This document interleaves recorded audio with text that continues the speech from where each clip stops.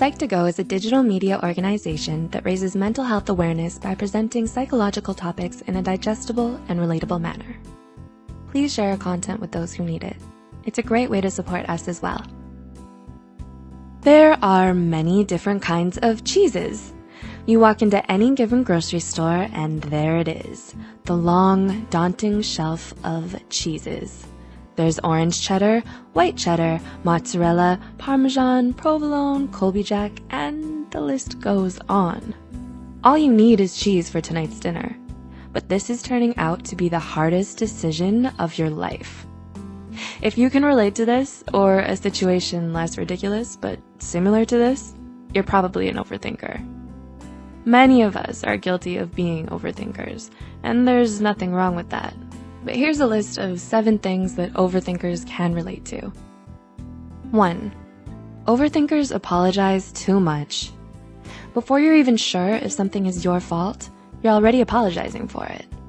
This leaves you feeling vulnerable and exposed to more trouble. Like, for example, taking the blame for every situation may cause others to take advantage of you.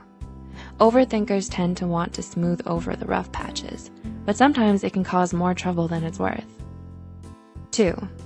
Overthinkers relive embarrassing past experiences in their heads. You tend to repeatedly relive the moments you are less proud of in your mind. For example, imagine that you're having a perfectly normal day. Then your brain decides to remind you of that one time in middle school when you ripped your pants in gym class. And just like that, your whole day is ruined. You tend to relive these past experiences and imagine how it could have gone differently. 3. Overthinkers appear more insecure than they really are. Because of your indecisive nature, it may cause others to view you as unsure of yourself or underconfident. This becomes apparent in working situations because you take too long to make decisions for clients or projects. 4. Overthinkers have problems sleeping. When you lay down at night, your brain starts to process all of the information you learned from that day. If you're a natural overthinker, your brain goes haywire at night, trying to organize all the thoughts that you're having. You may lay down in your bed at 9:30 p.m. only to find yourself wide awake at 1 a.m., forming a plan of how you're finally going to start going to the gym on a regular basis. A study published in May 2003 states that there is a direct link between rumination, or overthinking, and negative emotions and thoughts. Sleep quality and depressive and irritative moods go hand in hand. 5. Overthinkers worry about making others happy. You often disregard your own desires for the sole purpose of satisfying someone else. You may repress your own opinions so as not to contradict someone else. You constantly make decisions based on how other people would react to them, rather than what is best for you. 6. Overthinkers always need a second opinion. It's hard for you to make a decision on your own. You may spend hours in the department store because you're taking pictures of every outfit and sending it to all your friends for their input.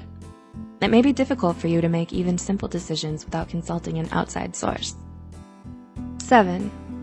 Overthinkers spend time worrying about things they have no control over.